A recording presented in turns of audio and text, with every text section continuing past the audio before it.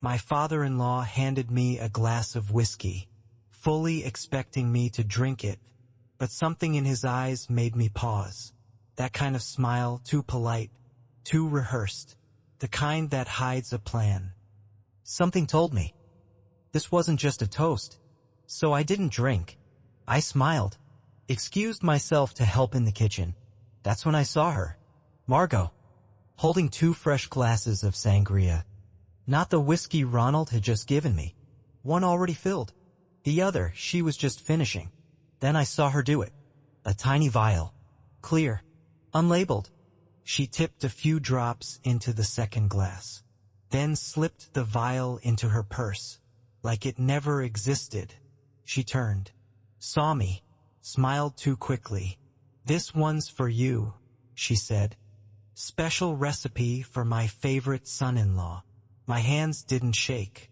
My heart did. I took both glasses from her and quietly swapped them. Not with mine. With Ronald's. No scene. No words. Just a quiet return to the table. The birthday candles hadn't even been blown out yet. 30 minutes later, Ronald collapsed. Sweating. Vomiting. Barely conscious. Everyone said it was food poisoning. But I knew better. That drink was meant for me. What would you do if your in-laws tried to erase you from their daughter's life? Not with words, but with one quiet sip. My name is Caleb Dawson. I'm 35, a filmmaker. And this is how a single drink changed everything I thought I knew. About love, loyalty, and family. They never said it to my face, but I knew I wasn't the man they pictured for their daughter. I didn't come from money. I didn't wear tailored suits. I didn't talk about stock options over dinner. I was the kind of man who carried stories, not briefcases. And that made me dangerous. We met at a film festival in Portland. She was giving a talk on environmental policy. I had just screened a short doc about farmers losing land to developers. She asked a question. I answered nervously. We talked for 3 hours after the panel ended. Samantha saw me. Not just the camera or the rough edges. She saw something I didn't even fully believe in yet. A future. With her in it. She didn't care that I lived in a 1-bedroom apartment above a coffee shop. Or that my company car was a dusty old Jeep with no AC. She liked that I cared about stories. About people. About truth. I loved that about her too. She could walk into a gala in heels and then spend the next day barefoot in a stream collecting water samples. She was bold, brilliant, grounded, and she chose me. But when I met her parents, I realized I wasn't the kind of man they thought their daughter would end up with. Margot wore Chanel. I wore flannel. Ronald had a cigar collection. I had old camera lenses wrapped in socks. They smiled, of course. But behind the smiles were questions they never asked out loud. How long is this little artist phase going to last? When will she come to her senses? They never said I didn't belong. They just made sure I felt it. Margot introduced me at parties as Samantha's friend who works in media. Ronald once asked me what my exit plan was. I told him I hoped I didn't need one. He didn't laugh. I remember one Christmas, they gifted Samantha a luxury watch. They gave me a book, How to Think Bigger, From Passion to Profit, still shrink-wrapped. I said thank you. I always said thank you. At first, I believed I could win them over. That if I kept showing up calm, kind, consistent, they'd come around. So I smiled. I offered to help with dishes. I brought nice wine. I sent them links to interviews I did on NPR. Nothing changed, but over time I stopped trying. Because I realized, some people aren't waiting for you to prove your worth. They're waiting for you to admit you don't have any. And that's when I made peace with it. I didn't need their blessing, because Samantha was never something I won. She was someone who chose me over and over again. That's what made her parents so nervous. We were building something they couldn't control. And control is all they've ever known. So when Ronald collapsed that night, halfway through his own birthday toast, I realized the poison wasn't just in the drink. It was in the way they lived. And they weren't finished. I thought it was over. Just a strange, cruel twist at a family dinner. But the real plan? It wasn't Ronald's. It was Margot's. It wasn't until later, after the hospital visit, after the excuses, after the whole family pretended like nothing had happened, that I started to notice the pattern. Margot didn't raise her voice. She didn't slam doors or throw tantrums. No. She played a longer game. Subtle, polished, effective. Her tactics looked like kindness on the surface. An email forwarded to Samantha titled, "A great article about financial stability in marriage." A surprise dinner reservation when she knew I had a premiere that night. Or the time she accidentally sent us a wedding photo of Samantha and her ex, Thomas. With the caption, "What a beautiful moment this was." I'd never met Thomas. But they talked about him like he was the one that got away. It always looked innocent. Just a slip. A coincidence. A caring suggestion. But it wasn't. She was rewriting the story. One little moment at a time. Ronald was more direct. He once offered me a contact at his firm, said I should consider a real job now that I was part of the family. When I politely declined, he told me over scotch, "Being passionate is cute. Being broke isn't." And every time Samantha stood up for me, they found a new way to make her feel guilty. "We just want what's best for you. We're not against him, we're just concerned. You're so emotional lately. Maybe talk to someone?" I started to see the moves for what they were. Playbook. Control masked as concern. Guilt disguised as guidance. Sabotage dressed in silk. But what scared me wasn't what they were doing to me. It was what they were doing to her. Samantha started second-guessing herself, apologizing more, pulling back from her own dreams.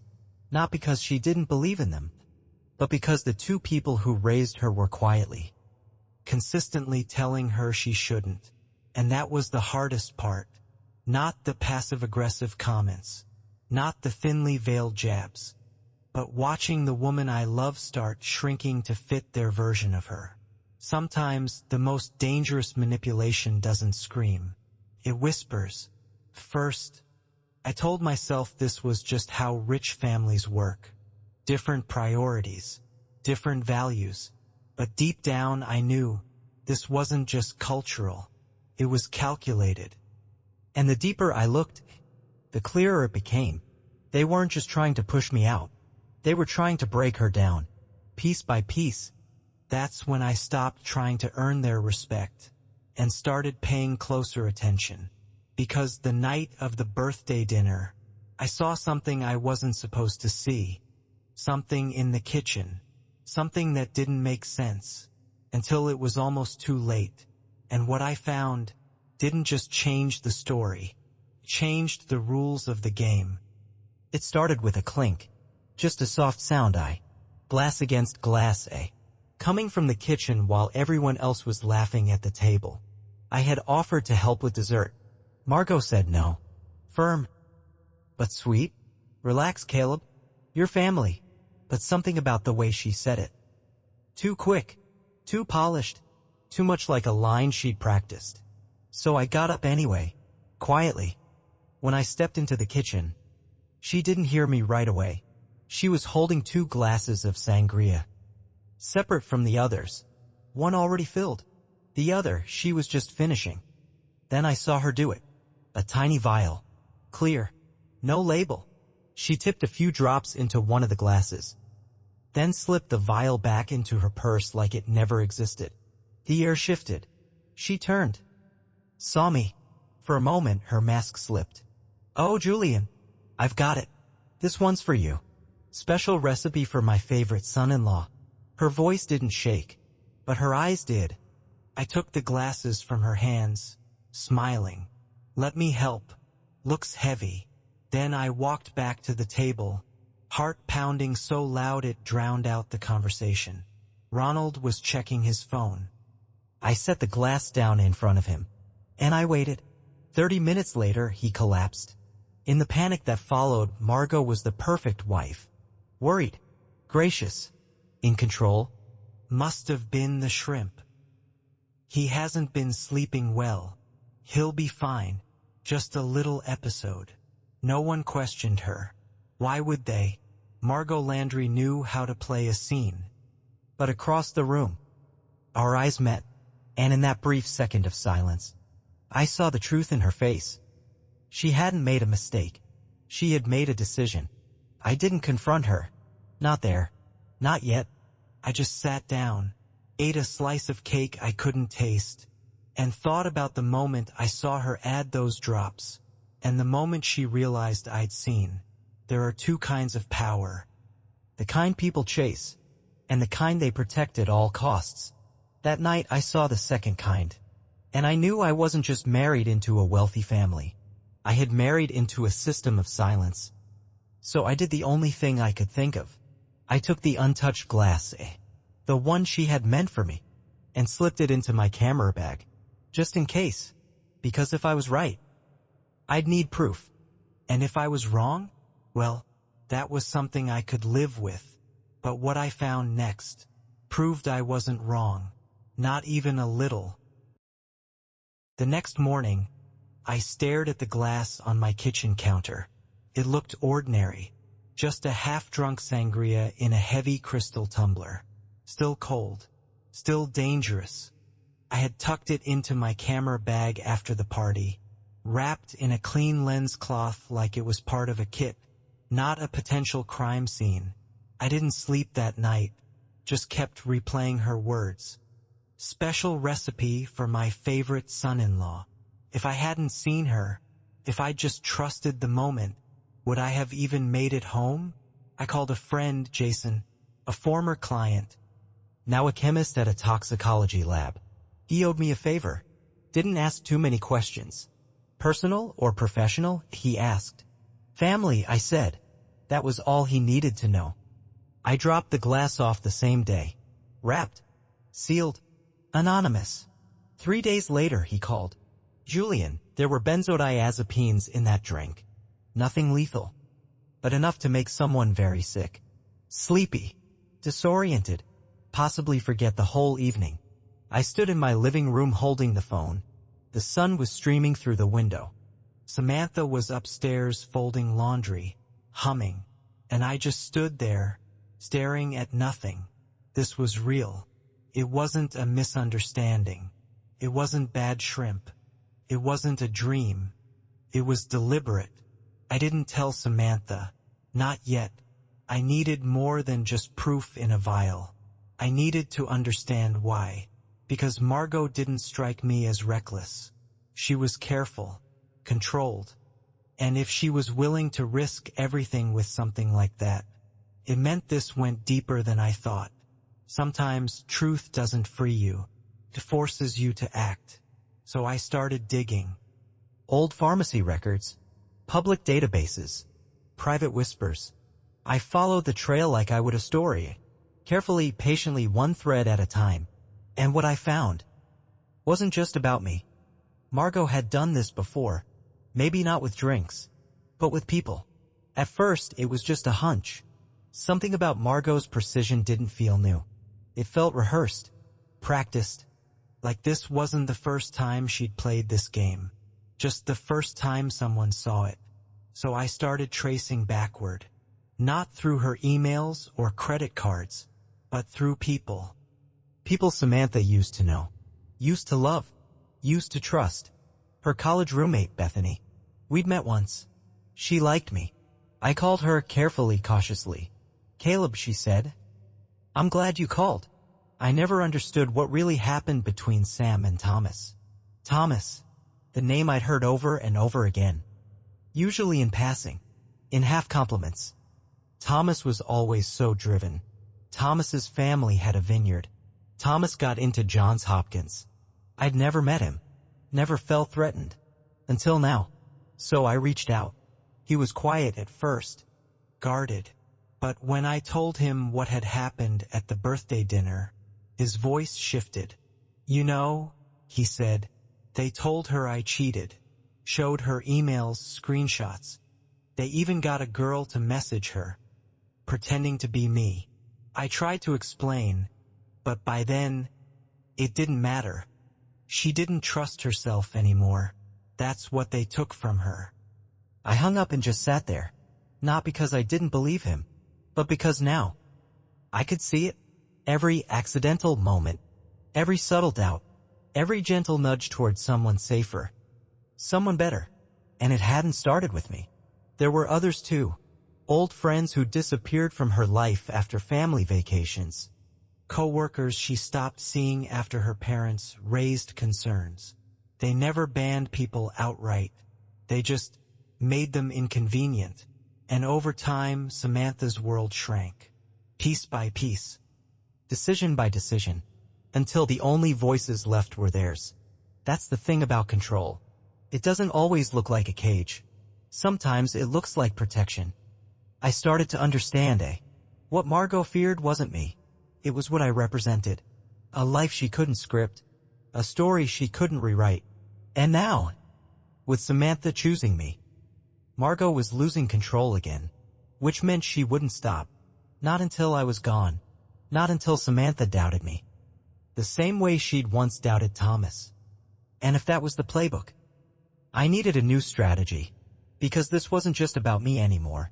This was about saving the person I loved from a story she didn't even know she was trapped in. And the first step was turning the camera around. I'd spent years documenting other people's truths. Strangers, activists, families in places most people never think about. I knew how to listen, how to wait, how to catch the moment when the mask slips, even for just a second. Now it was my turn to watch my own life through a lens. Not just as a husband, but as a storyteller. Because if Margot and Ronald were writing their version of events, I was going to start filming mine. It started with the little things. A mic clipped under the dining table during Sunday lunch. A wide-angle camera tucked between recipe books on the kitchen shelf. My phone recording by accident when conversations shifted. It wasn't about catching them in some explosive act. It was about documenting the pattern. The tone in Ronald's voice when he asked about my income. The pause in Margot's smile when Samantha mentioned a trip we planned without them. The way they both looked at each other when I walked into a room, like they were keeping score. I didn't tell Samantha, not because I didn't trust her, but because I needed her to see, not just hear. I needed her to watch the way her parents really spoke about me, when they thought no one was listening. Sometimes, the most powerful story isn't the one you tell, it's the one you show. So I compiled it all. Little moments, snippets, quiet damning truths. Margot suggesting to Ronald that Samantha might be too tired to think clearly these days. Ronald saying, he's not going to last, you know? She needs someone who can carry her, not make her carry him. There was no shouting, no name calling, just the slow erosion of trust served with wine and birthday cake. And then, one day, I caught something more. Margot on the phone in the backyard, not knowing my mic was live. He's getting in the way, Ron. This is our last shot. Once she's pregnant, it's over. We'll never get her back. I listened to the playback 3 times, each word like a brick in a wall that had been quietly built behind me. That night, I didn't sleep. I sat at my desk with all the footage, labeled, dated, backed up twice, and I realized something. This wasn't just a toxic family. It was a system that only worked if no one ever pressed record. But I had, and now, I had a choice. I could keep collecting, or I could show Samantha. All of it, because the only thing stronger than control is truth. And I was done letting them narrate our story. It was time to hit play. It was a quiet Sunday, cloudy, cold, the kind of day that makes you want to stay inside. I asked Samantha if she wanted to watch something with me. What kind of something? She smiled. A story, I said. One I've been working on. About us. She looked confused, a little amused, but she nodded. I plugged in my laptop, opened a folder, Clicked play. First, she thought it was a montage. Clips of us at family dinners. Me setting up my camera. Her mother offering wine. Her father laughing at a joke I didn't make. Then the tone shifted. The audio began to change. Margot in the kitchen. He's not going to last. Ronald in the study. We just need to remind her who she is. Then her voice again, barely a whisper, but clear as glass. Once she's pregnant, it's over. We'll never get her back. Samantha froze. She stared at the screen, then at me, then back at the screen. She didn't speak. Not during the next clip. Not during the third or fourth. She watched her mother fake a toast. Her father roll his eyes as I shared good news. Her parents planning moments behind closed doors. With calm, calculated precision. By the time the video ended, the room felt heavy. Samantha didn't cry. Not at first. She just whispered, "How long have you known?" I sat beside her. Long enough to be sure. But not long enough to stop loving them for your sake. That broke something in her. She covered her face, and the tears came fast, like a dam giving way after too many quiet years. I thought I was crazy, she said. Every time I doubted them, I felt guilty, like I was betraying my own family. I held her hand. You weren't crazy. You were conditioned to question your instincts. That's not love. That's control. We sat like that for a long time. Not talking. Just sitting. Breathing. Two people who had lived in the same story, but finally read the same chapter. The truth doesn't always set you free. Sometimes it breaks your heart first. And then, if you let it, it builds something new. That night, Samantha didn't call her parents. She didn't yell. She didn't send the video. She just said, "I need time. I need space. And I need to decide what kind of daughter I want to be. And what kind of woman I want to become." The next day, Margot called twice. We didn't answer. Because for the first time, we weren't reacting. We were choosing. And that's when the package arrived. No return address. Just a small box, a USB drive inside, and a note written in neat, familiar handwriting. "You should see this too, Claire." We waited until after dinner. Samantha lit a candle. I made tea we wouldn't drink. The USB sat between us on the table. Small, plain, quietly loaded with whatever truth Claire thought we needed. "Do you think it's about the drink?" Samantha asked. "Yes," I said. "But I think it's not just about what happened to us. Claire wants us to see the whole pattern." I plugged it in. A single folder appeared for her eyes too. Inside were 5 video files. No titles. Just dates. All from inside the Landry house. But before we hit play, my mind drifted. Claire and Graham were always there. At birthdays, holidays, family dinners. Always polite. Always present. Always just out of focus. Graham was Samantha's older brother. The golden son, the peacekeeper. A financial advisor in navy suits and neutral opinions. The kind of man who always looked like he was about to agree with you. Claire was his wife. Soft-spoken, thoughtful. The kind of person who noticed everything but said very little. She helped in the kitchen. Took photos at family parties. Smiled enough to stay invisible. I used to think they were lucky, that they'd figured out how to live with Ronald and Margot without being consumed by them. But now, I wondered if they had simply learned how to survive them. Smiling, nodding, playing along until they couldn't anymore. Samantha sat still beside me. She clicked the first video. It opened with Ronald pacing the living room. Claire must have been recording quietly from the kitchen doorway. "You're being dramatic," Ronald snapped. "Graham chose her. You didn't like it." But he made his decision. Then Margot's voice, colder than I'd ever heard her. "No, he made a mistake. Claire doesn't elevate him, she limits him. If he won't act, we will. He's not the only one with options." The second clip was shorter. Claire and Graham in their guest room. Claire was angry but calm. "They told you I was having an affair, didn't they?" Graham didn't speak, just stared down at his hands. They showed you fake emails. You believed them, and now you're too ashamed to admit it. The third clip had no faces, just audio. Margot on the phone, not knowing she was being recorded. Caleb listens too much. He pays attention. That makes him dangerous. A pause. Then, they're getting serious. If she gets pregnant, he'll be stuck. They always fold. Samantha inhaled sharply. I reached for her hand. She didn't pull away. The final clip loaded slowly. Claire looking directly into the camera. Her voice calm. Her eyes tired. Sam, if you're watching this, it means I finally stopped being afraid. I loved this family once. I thought if I smiled enough, they'd love me back. Instead, they erased me. Manipulated Graham. Made me feel like I was the problem.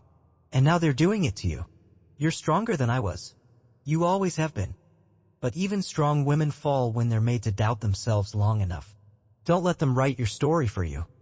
Because if you don't fight for your life now, they'll shape it until it's no longer yours. The room went quiet. Samantha stared at the screen. Not crying. Not blinking. Just seeing. She knew. She said softly, all this time, Claire knew. And they tried to bury her for it. I said, some truths don't break you. They wake you. And once you're awake, you can't go back to sleep. That night, we didn't speak much. But I saw something shift in Samantha's eyes. Not rage. Not sadness. Resolve. The next morning, she made the call. Mom, she said, we need to talk. All of us. Tonight. Because what was coming next wasn't just a conversation. It was reckoning. Because what was coming next wasn't just a conversation. It was reckoning. The Landry house looked exactly the same. White shutters, perfect lawn, curated calm. Inside, the table was already set. Crystal glasses, roast in the oven. Margot greeted us with her usual practiced grace. Darling, you look tired, she told Samantha. Marriage will do that. Claire and Graham were already seated. Ronald poured wine. We all smiled through silence. After dessert, I stood up. I brought something, I said. It won't take long, but it's important. I opened my laptop, plugged in the USB, turned the screen to face them, pressed play. Margot's voice filled the room. She doesn't elevate him, she limits him. They're getting serious. If she gets pregnant, he'll be stuck. They always fold. No one moved. Ronald blinked. Claire looked down. Graham just froze. Samantha didn't take her eyes off the screen. This is manipulated, Margot finally snapped. You're twisting things. It's your voice, Mother, Samantha said calmly.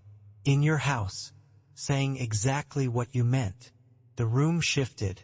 Claire spoke softly. I stayed quiet for years. Tried to survive this family by disappearing inside it. But silence only protects the wrong people. No yelling. No slamming doors. Just the quiet unraveling of control. We left before coffee. No goodbyes. Just coats, keys, and the sound of finally stepping away. That night, Samantha slept through the night. No tossing. No tears. And in the morning, she smiled like someone who had heard her own voice again. We didn't win a war. We just walked out of one. A few weeks later, when Samantha told them about the baby, they didn't argue. They didn't give advice. They just paused. Margot sent a handwritten card. Not sentimental. Not apologetic. Just 5 words. Let us know what you need.